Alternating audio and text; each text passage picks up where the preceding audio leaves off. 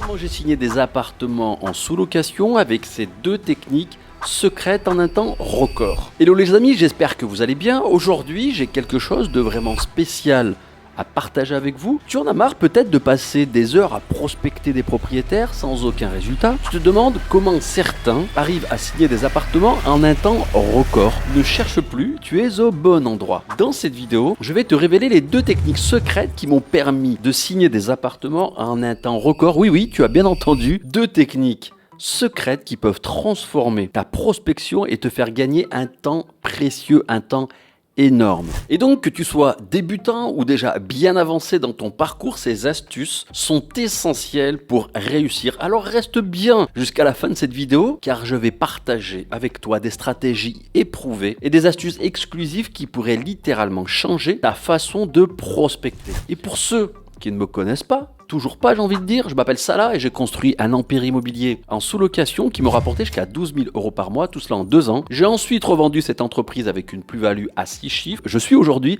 expatrié à Dubaï, je suis toujours présent dans la société de sous-location pour ceux qui se posent la question, en tant que conseil et j'enseigne à mes élèves comment devenir libre grâce à la sous-location professionnelle. Également, si tu es intéressé par la sous-location professionnelle et si tu souhaites découvrir comment te lancer de la meilleure des manières, je t'ai préparé une masterclass exclusive, complète, où je te révèle comment générer 2500 € par mois en sous-location en partant de zéro. Rien, niet, nada. Cette vidéo n'est pas sur YouTube et le seul moyen d'y accéder et de passer par le lien qui se trouve dans la description de cette vidéo. Donc les amis, maintenant, sans plus tarder, sans plus attendre, entrons dans le vif du sujet. Vous êtes nombreux à me poser des questions sur comment bien prospecter les propriétaires.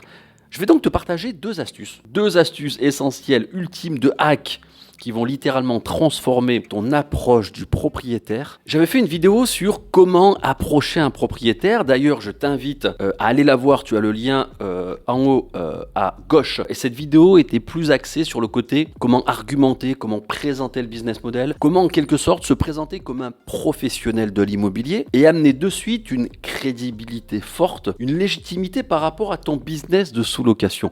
Là, aujourd'hui, on va mettre l'accent sur deux techniques hyper puissantes que l'on va utiliser, j'ai envie de dire en phase pré-prospection, c'est-à-dire avant même de prospecter. Ces techniques vont te faire gagner énormément de temps dans ta prospection, elles vont t'éviter de perdre des calories, de l'énergie avec des propriétaires qui n'en valent juste pas le coup et surtout ces techniques vont te permettre d'avoir un taux de conversion très fort. Le taux de conversion étant en quelque sorte un taux de réussite, c'est-à-dire le ratio entre le nombre de propriétaires contactés et le nombre de visites que tu as pu avoir et donc d'appartements que tu serais en capacité de signer. La première technique est d'identifier le décisionnaire, c'est-à-dire ça, c'est vraiment la première chose à faire lors de la prospection. Savoir si la personne avec qui tu parles, avec qui tu échanges, est celle qui a le pouvoir de dire oui ou de dire non. Ça, c'est quelque chose d'essentiel qui est valable dans le business d'un point de vue global, que tout bon commercial doit savoir, mais comme toi, et je le dis souvent, moi, à mes débuts, comme toi, j'ai découvert des techniques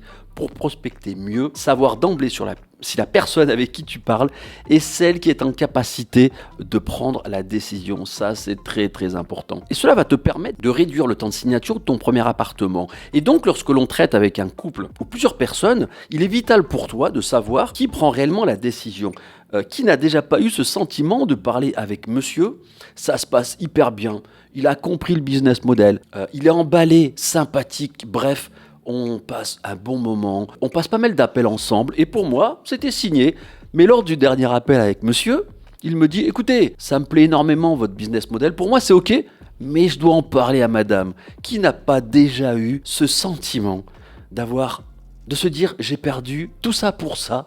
Tout ça pour ça, vous auriez dû me dire que c'était pas toi qui prenais la décision, que c'était madame qui s'occupait de cela. Et ensuite, lorsqu'il a fallu que je discute avec madame, là c'était une toute autre histoire. Elle s'était déjà fait des plans dans la tête et son objectif était de signer le bail avec un étudiant, je sais pas pourquoi, et obtenir la garantie visale et la caution des parents. Alors attention, ça ne veut pas dire que dans cette situation, le deal est mort. Ça veut justement dire que je dois reprendre tout depuis le début. Je dois tout reprendre mon argumentation, comme si j'étais face à un client, on va dire, nouveau. Et tu vas le voir, par rapport à la deuxième technique secrète, je vais devoir repartir à la découverte, c'est-à-dire l'analyse des besoins.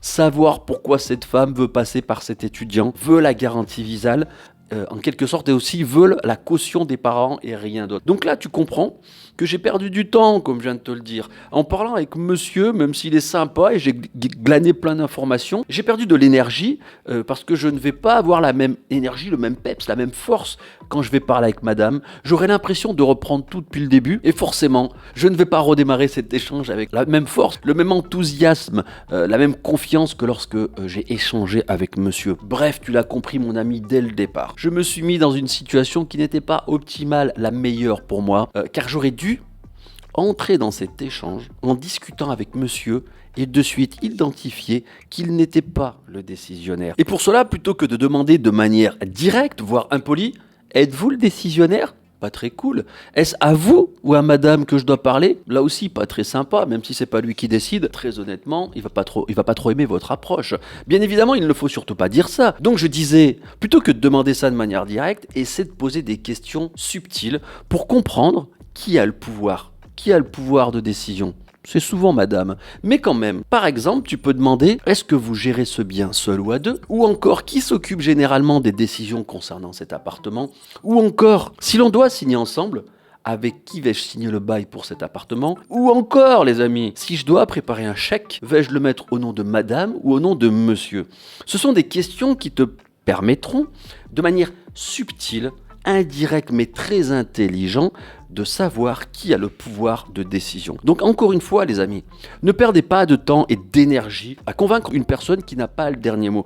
Même si c'est monsieur qui n'a pas le dernier mot, ne vous dites pas oui mais c'est monsieur donc peut-être qu'il a une influence. Non, non, non, non, non. C'est pas comme ça que ça se passe.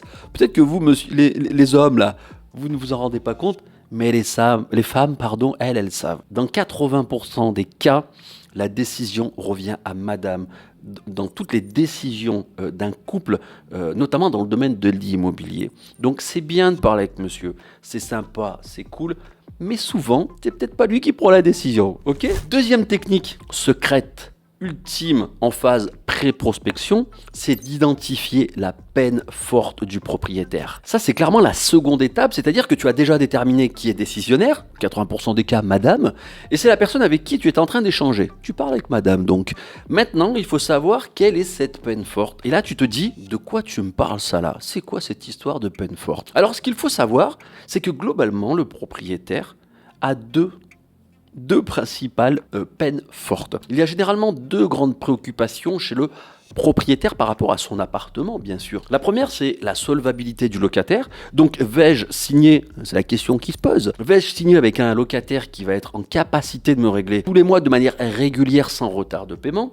Ça, c'est très important, que ce soit pour le propriétaire qui a déjà son appartement payé, et encore plus pour l'investisseur, pour qui le paiement des loyers va lui permettre de payer ses mensualités de crédit. Donc en quelque sorte, si tu sais que c'est un investisseur qui a un prêt immobilier, il y a de fortes chances, de grandes chances, que sa peine forte principale soit la solvabilité du locataire. Ensuite, la seconde peine forte, c'est le soin apporté à l'appartement. Globalement, est-ce que le locataire va prendre soin de mon appartement ? Va-t-il le dégrader ? Est-il en capacité de faire la petite maintenance qui incombe au locataire ? Dans quel état vais-je retrouver, moi, propriétaire, mon appartement dans plusieurs mois ou plusieurs années avec ce locataire ? Et comment identifier cette peine forte dès le début de vos échanges ? Posez des questions pour découvrir la principale inquiétude du propriétaire. Par exemple, quelles sont vos principales préoccupations en tant que propriétaire ? Vous pouvez poser ce type de questions, il n'y a pas de souci. Le propriétaire appréciera. Avez-vous déjà eu des soucis avec des locataires précédents, que ce soit en termes de loyers impayés ou de dégradation à l'appartement, ou si par exemple un propriétaire n'arrête pas de te parler de cette fameuse garantie Visale qui vise à donner une garantie de paiement des loyers, mais aussi de dégradation du logement, tu sais que là, sa peine forte, c'est la solvabilité du locataire. Parfois, et c'est assez rare, le propriétaire va mettre en avant d'autres préoccupations en dehors de ces deux principales peines fortes, mais c'est quand même assez rare, il faut le dire les amis. Et parfois également, le propriétaire va clairement mettre en avant ces deux peines fortes comme étant les deux peines principales, les deux besoins principaux par rapport à son appartement. Et donc forcément, tu dois adapter, ajuster ton discours. Et si par exemple la solvabilité est le souci principal pour le propriétaire, mets l'accent sur tous les avantages de notre business model de sous-location bien sûr, par rapport à cette notion de solvabilité et ou de peur de ne pas être réglé. Et aussi si le soin de l'appartement est primordial, important pour le propriétaire, insiste sur les garanties que l'on peut apporter, que l'on doit apporter pour l'entretien, la préservation de l'appartement et toute la partie maintenance technique. En ciblant précisément la préoccupation majeure du propriétaire, tu peux ajuster ton argumentaire pour répondre directement à ses attentes et donc là, forcément, tu vas répondre de manière précise, chirurgicale à ses besoins. En résumé, il y a 2 éléments clés pour une prospection réussie et pour signer un appartement rapidement, sans perdre de temps, d'énergie, de calories. J'en ai parlé, ne pas t'épuiser. La première, c'est identifier le décisionnaire. Et la seconde, c'est comprendre et répondre à la peine forte du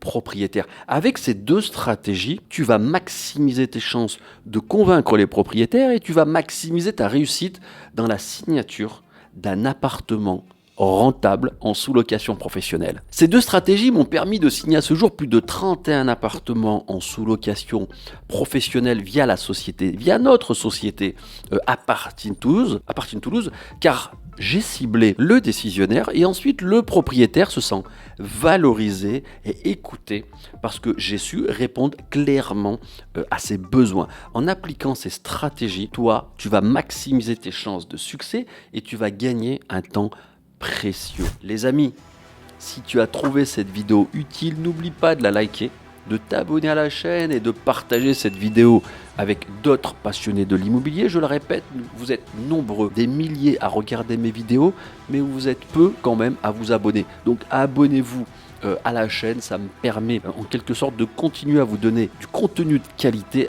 de continuer à vous trouver des sujets de vidéos, des exemples dans ma vie de sous-loueur professionnel. Donc abonnez-vous, cliquez sur la petite cloche, likez, comme ça vous recevrez en temps réel dès lors que de nouvelles vidéos sortent. Bien évidemment, tes commentaires sont toujours les bienvenus, alors dis-moi ce que tu en penses et si tu as d'autres questions, bien évidemment, je suis là pour t'aider. N'oublie pas de récupérer comme d'habitude tes bonus gratuits dans la description de la vidéo et encore une fois, n'hésite pas à regarder ma masterclass si tu veux apprendre à générer 2500 € par mois en sous-location en partant de zéro. Et bien entendu, si tu es prêt à te lancer dans la sous-location professionnelle, tu peux aussi réserver un appel avec moi pour un bilan personnalisé. Ensemble, nous pouvons élaborer un plan d'action sur mesure adapté à tes besoins et à tes objectifs. Clique sur le lien dans la description de cette vidéo pour réserver ton appel. Comme d'habitude, c'était ça là et je vous dis à la prochaine. Ciao, ciao.